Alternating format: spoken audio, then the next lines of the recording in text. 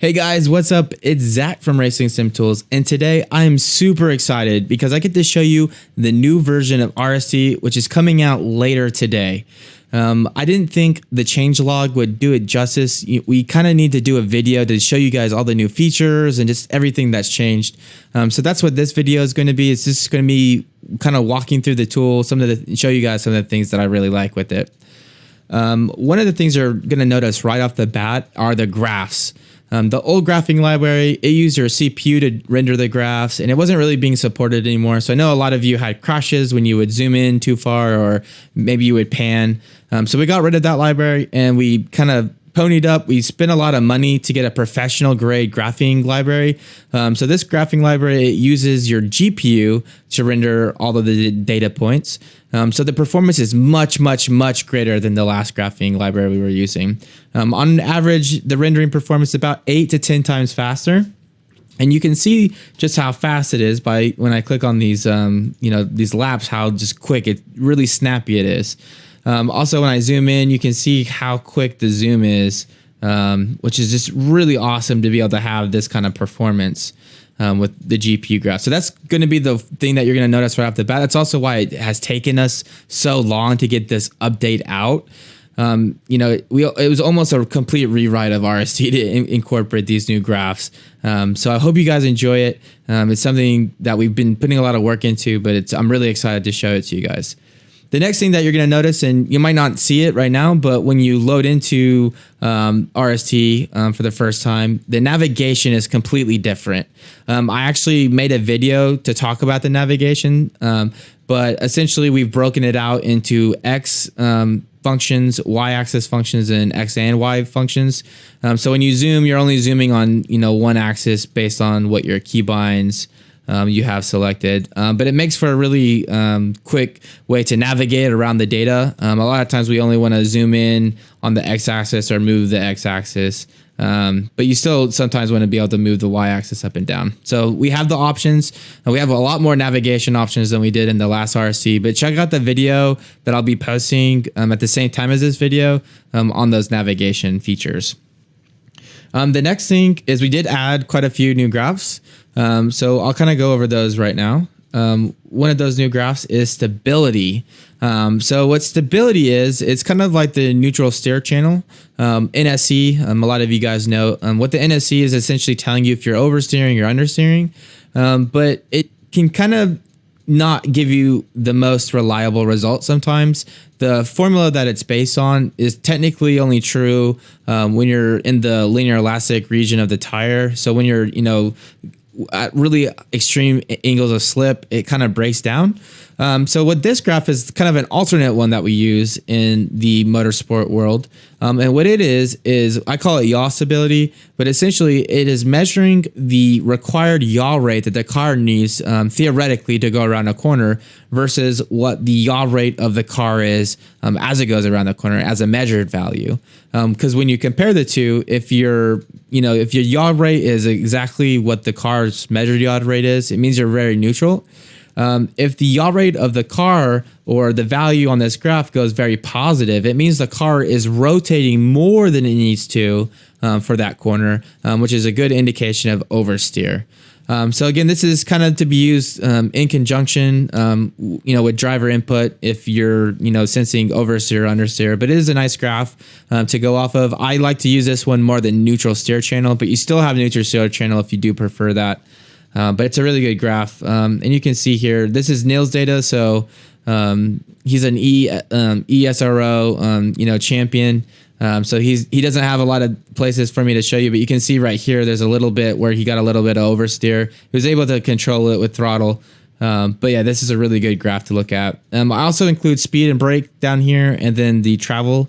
A lot of times I see people with setups, they have snap oversteer because what happens is they make the front too stiff, and you can actually see that in the damper travel. I'll have a more in detailed video. I'm going to try to do videos for each one of these graphs and incorporate them in the tool. That way you guys can get the information in the tool.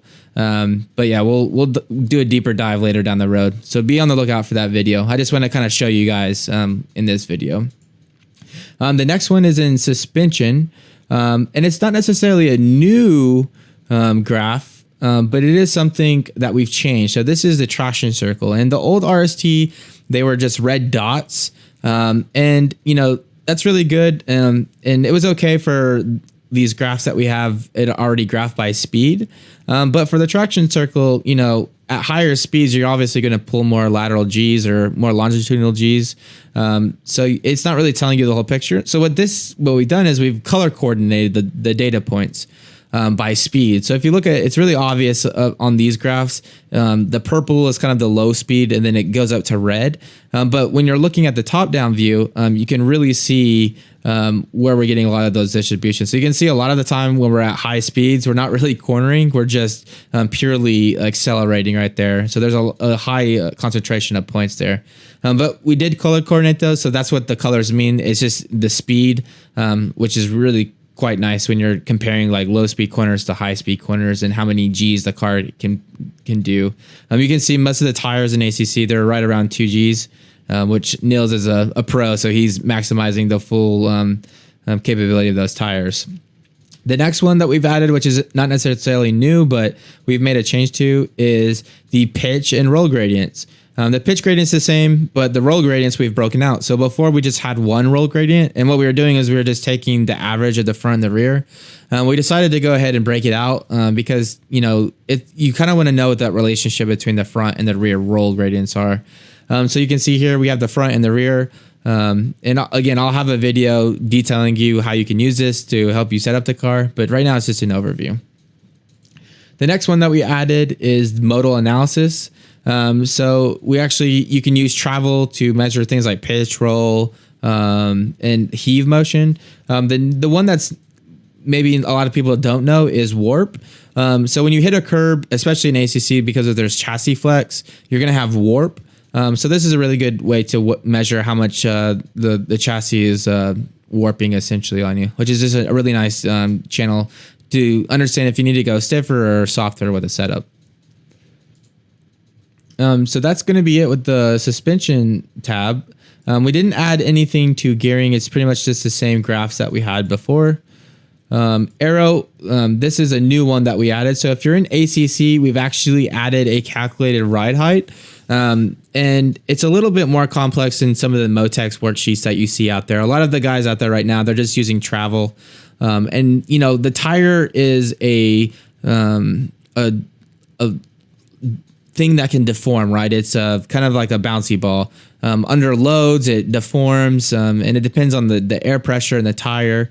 So there's a lot of variables that constitute, and a lot of people don't know this, but with ride heights, a change in tire deflection can be up to 10 to 20 millimeters of deflection. So when you're looking at your total ride height, it can make a big contribution to that. So we try to account for that. We've done some modeling of our own of ACC. And we're fairly confident in the results that we've gotten here. We've done a lot of testing with this. But if you're in ACC, we do have this channel. It's really a pretty good model. One thing that we did add that's a completely new graph is the ride height envelope. So this is something that I am super excited about. And we're going to have a really good video in probably later today about how to read this graph. But essentially what it is on the y-axis, we have the front ride height, and the rear is the bottom, the x-axis is the rear ride height. And then we're just measuring data points, through the lap. And then the color is the amount of total downforce that the car is producing. So if you look through the downforce tab, the blue and the red, it's basically the summation of those 2 points.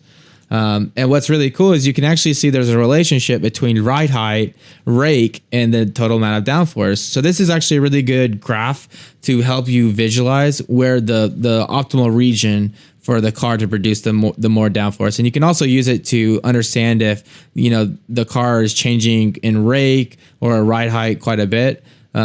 This is a really, really good graph, and I will really encourage you guys to check out the video later down the road. But you can see pretty much the goal of this is you want to spend as much time in the higher downforce region, which is the more red oranges.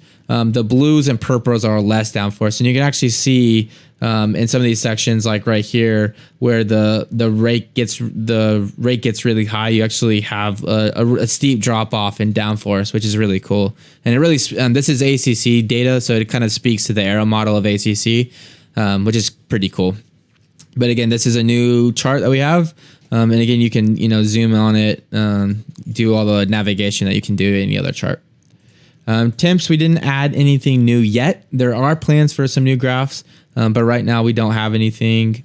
Run, we didn't add any graphs, but we did change the functionality of the fuel calculator. So before, all you could do was enter the number of laps, and these aren't going to have, let me load in some data actually.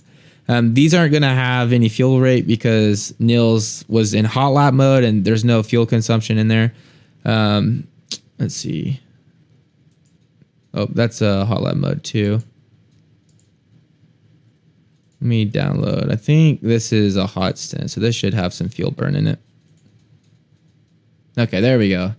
So you can see I have some fuel burn in here with this lap data. It gives me the fuel burn rate right here. So, I was burning 3.3 liters a lap for this setup. It's the Lexus at Paul Ricard, so it's a pretty thirsty car. But before the old setup, you could only enter total laps. And let's say you had 5 laps. The program would spit out how much fuel you needed. We've changed it to now look at total time. So you can use total time to help you, if your race is based on time, you can use that to kind of get an estimate. And the way it works is, there's kind of a caveat to everything, right? So it's really important to know where it works and where it doesn't. So the way this is basically being calculated is for the session that you've loaded the data. So for example, it was this session 6. We're looking at the average lap time, which you can see right here. And then based on the race length, we're dividing that to figure out how many laps you would have, and then that's going to tell you how much fuel you need.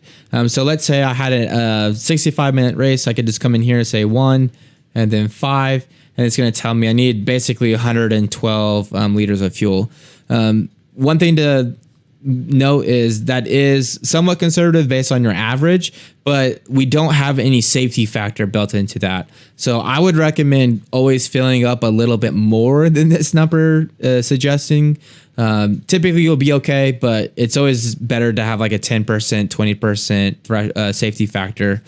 One thing too is when you enter a time, if you're curious, like, hey, how many laps with this average lap time will an hour and 5 minutes be? You can just click total laps again and it will have changed the total laps for you. So it's for that, we're going to average about 34 laps. So kind of a cool little feature that we've added. It's not really anything necessarily new, but we did change the behavior. Hopefully it's a little bit more useful for you guys. If you have some more ideas for the fuel calculator or things that you would like to see there, just let us know in the Discord or on the YouTube channel. But that's pretty much it for the run. We didn't add a lot of new stuff. We do have plans for the next update to add quite a bit of stuff to the run graphs. But for this update, that was it. The driver tab, there was a lot of changes. So let me go ahead and go back to loading some comparable data here. We're comparing 2 different tracks there. And you're going to see, in the old RST, when you would load up driver, you would have 2 options, right? You would have, I think it was driving line and time slip. And now we have like 7 or 8 options. And the reason why is we have what's called the data database. So this is a new feature that we've added, but I'll get to it in a little bit. But we needed a way to allow you guys to do full up driver analysis. So the new driver tab basically has anything you could ever want determine driver analysis in RST now. So we added a lot of graphs here. The main one you're probably, and the one that I use quite often when trying to figure out where I'm losing time or gaining time the most is going to be overview. And what overview is essentially all the driver inputs. So things like brake, throttle, steering, gearing. And then you're also going to have like speed and time slip. But it's just a really good overview of everything just to see like a really high level where you're like losing time and what you're doing wrong. Like if you're just completely missing the braking points or turning in early. But we do have all these other tabs. So we have like throttle speed. So you can see, you know, how fast you're getting on the throttle compared to a baseline lap, how much wheel spin you're getting because of the speed of throttle. Throttle acceptance, where you have things like how much time you're spending on 100% time. Like you can see here, right here, the blue line, it gets on 100% throttle a little bit earlier, which you can see in this graph. But it's a really good metric to use when you're comparing laps is, you know, the more time you're spending on throttle, typically the faster your lap times are going to be. We have braking, where we have braking speed, you know, longitudinal acceleration. So you can see if you're, you know, braking harder or softer than someone. Coasting, so you can actually, you get a true value here. So if you're coasting, you're going to have a 1 value. If you're not coasting, it's a 0 value. So you can see where you're coasting at. And then again, you have a coasting time graph at the bottom, which is at the counter. So you can see, you know, right here, I was coasting more than the blue lap. Then the blue lap coasted a little bit more in the red, and it caught back up. So it's a really good way to indicate how much you're coasting. We have crossover, which is the opposite of coasting. It's essentially where you're applying brake and throttle at the same time. It's really good to see, you know, if maybe someone's faster because they're getting on throttle, you know, really quick after the braking. So it's just another graph to kind of help illustrate the differences in driving technique. Steering, we have steering input, steering speed. You know, steering speed is a really important thing to look at, steering smoothness. Because, you know, a lot of people, they steer a little bit too quick. It unsettles the car. So they kind of cause some oversteer because of the way they're driving the car. It's not necessarily because of the setup. It's just the driver input. So this is a really good way to kind of look at that. Driving line, this one's really cool, and it's not anything new. It has like the corner radius, which we already have in the manual, but this new one is really cool, and basically it's just a different way to show the corner radius, and a much easier way, in my opinion, to get driver analysis from. So you can see this is what's called curvature, and it's essentially the 1 over the corners radius. And essentially it tells you if someone's turning earlier or later. So you can see with this, let me try to find an example actually. Let me see if I have like a slower lap where I totally mess something up. Okay, well, I don't have a good example here. This is an okay example, I guess, but you can see the blue line. They reduce the amount of steering input a little bit sooner than the red line, and then the red line just drops off, probably because they got a little bit of oversteer. But the blue line holds that steering input a little bit longer. And again, this isn't not steering input. This is basically where the car's hitting the apex. So you can see if a car is hitting an early apex or late apex by looking at this graph, which is really cool. And we will have a manual update and again, videos going over these things. But again, this is a quick overview to show you guys some of the new stuff. Time slip, same thing. We have the time slip graph. This is a really nice thing is, you know, there's no Y limit on that. I know that was an issue before. We had a fixed Y limit on time slip. So now if you're 10 seconds slower, you can analyze that. I'm sure you'll be able to figure out, you know, a lot of spots if you're 10 seconds slower where to improve. But another graph we have in the time slip is time slip rate. So you can see, you know, if you're really gaining a lot right here or losing it. It's basically just the acceleration of the time slip graph. The way I tell everyone to use time slip is when you're practicing, focus on 1 or 2 corners. If you try to improve every corner, you're not really going to have the concentration or the awareness that you really need to have. So what I recommend is looking at time slip, identifying 1 or 2 corners where you're losing the most time. And then from that, trying to focus on those 1 or 2 corners. And then once you improve those, move on to the next 1 or 2 corners that you're losing more time in. Eventually, it's an iterative process, but eventually you'll match the same lap times as what your data has. So that's just a new graph that we have a little bit, you know, elaborating on time slip. Shifting, this is actually a completely new one. We never had shifting information before. So you're looking at things like longitudinal acceleration, RPMs. So you can see, like for example, like this blue line right here. One thing that's really cool for RPMs is you can actually kind of detect where you're getting a lot of wheel slip. So when you see a lot of jaggedness like with this is probably a lot of wheel slip because, you know, the lack of grip on the rear axle. But we also have the gearing, so you can actually see what gear someone's using. So you can see if you're shifting a little too early or too late, or if you're just, taking the wrong gear in a corner. So really, really cool. But again, back to overview. So a lot of new driver analysis. Again, we'll do videos for everything, but I really encourage you guys to check out a lot of really cool stuff here. The next thing I want to show you guys, and it's kind of the last thing, kind of save the best for last, is the Acc Data Database. So I am going to post a video kind of showing you guys this in detail, but it's basically a partnership RST is having with Nils Nohos. Essentially, he's the ESRO ACC champion for 2019-2020, and he's collected data for RST users to use and analyze against their data to see where they're slow or where maybe they can improve upon. It is a service, so it is a $3 fee right now for the license. All of the profit for that $3 goes to Nils. He's putting a lot of work to get this data.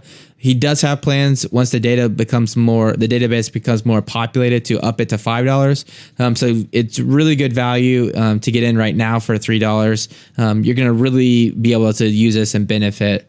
But the way you get to it is if you have ACC and you have the license, you just come to File, Data, Database. It's going to load the database, and then you can just come in here and then you click on a file. It's going to load that file into your lap tree, which it did at the bottom, and then you can use that to compare your driver analysis on. We also have this the setup, which you can download here, and then a replay video if you want to look at that site picture that Nils had. But again, that's the new update, guys. A lot of awesome features, a lot of really good performance updates. But I hope you guys enjoyed it. If you guys have any questions, just reach out to us in the Discord or in the YouTube comments down below. I'll try to get to it as soon as I can. But until then, I hope you guys have a good day, and I'll catch you guys later.